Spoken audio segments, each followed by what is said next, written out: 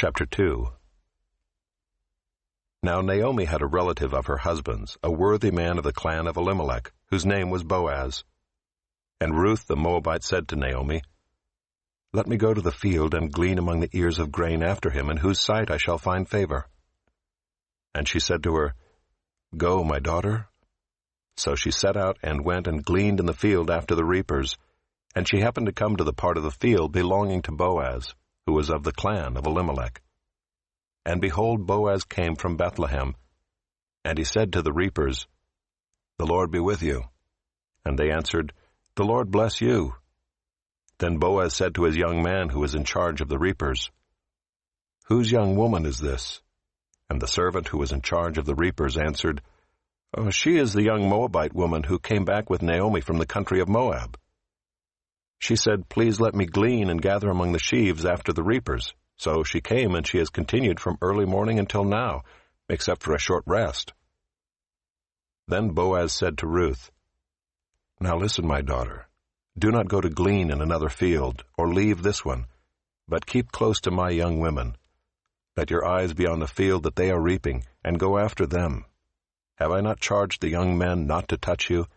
And when you are thirsty, go to the vessels and drink what the young men have drawn."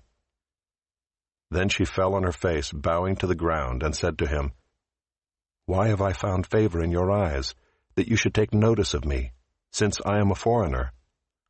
But Boaz answered her, "All that you have done for your mother-in-law since the death of your husband has been fully told to me, and how you left your father and mother and your native land, and came to a people that you did not know before. The Lord repay you for what you have done, and a full reward be given you by the Lord, the God of Israel, under whose wings you have come to take refuge."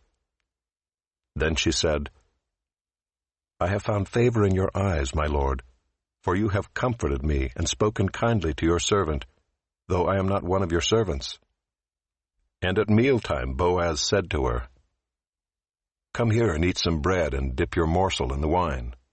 So she sat beside the reapers, and he passed to her roasted grain, and she ate until she was satisfied, and she had some left over.